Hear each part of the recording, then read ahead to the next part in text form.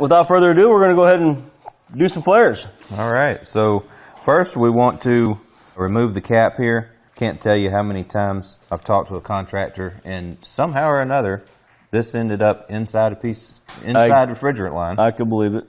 And then because, you know, the factory could have damaged the pipe when they cut it, so we want to go ahead and make sure that we cut a piece off of there and just get a good smooth start to this before we deburr it and move on with the flare. I've noticed that on these smaller lines, like a 1/4-inch line, if you use a smaller tubing cutter, it doesn't leave as big of a burr as using a full-size tubing cutter. So, and don't over torque it, you know, do it little by little, just like Daniel was just doing. So I think before I'd even do that, Daniel, just my own thought, I'd just go ahead and slide my flare nut on, that way I don't forget to put it on there. You got a good point. So if you noticed, I kind of tipped that down so we make sure we're not getting any shavings inside the copper. All right. Now we're ready to put our flare block. So you want to make sure that you've got the stop in place. So you want the copper up against this stop. It's a brand new tool. It's never been used.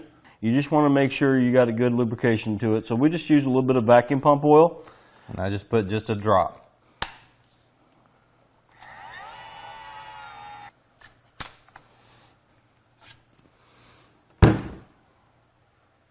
All right, so there we have a very nice flare. So it looks nice, but we definitely want to check it with a flare gauge and make sure we got a proper flare. So if the flare is proper, it'll go in and stop just like Daniel's showing there. It won't push all the way through. But it will go through the first hole. The first hole. There's like a little metal ring in there. You'll see it where it's supposed to stop. And obviously if it pushes all the way through, the flare is too small. If it won't go in the hole at all, the flare is too big. Right. So I think we're good with that first flare. Quick piece of tape over it. And I would not use anything but the painter's tape, simply for the fact you don't want a bunch of glue stuck onto the face of your flare. Yep. And now we'll go ahead and do our 5/8. This one we don't want to bend around as much because we don't want to work hard in the copper. Put the flare nut on. Put this on first. All right. I'll tip that down for you again. All right, we'll get it in there and check that it's up against the stop on the flare block. So we're ready to go. All right, so we'll go ahead and check our flare to make sure we got the right size flare there. Actually, a little bit too big to fit into the flare gauge there. Why do you reckon that is, Greg? Yeah, I think that something could be out of calibration here. You want to do another one? Yeah, let's try another one. Okay.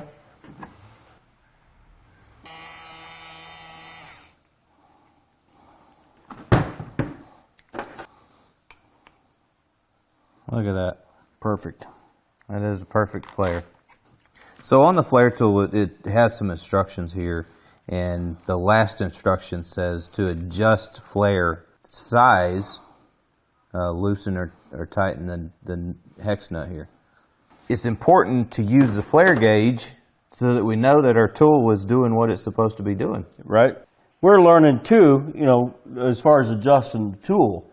We took the time to make sure that tool was flaring to the right specification according to that gauge. Making sure that you have the right size flare, not using stuff like red Loctite.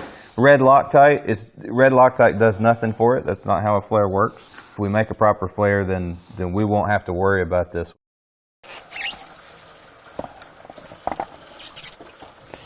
I'm just going to whack this off.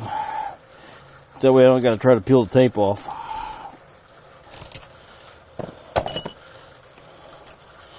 Flare nut.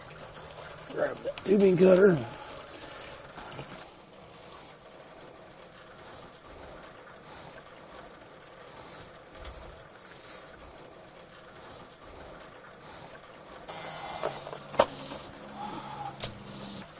Let's see how I did. Perfect flare. All right, so our adjustment held. Yep. Now the 1/4-inch pipe. Slide the flare nut on.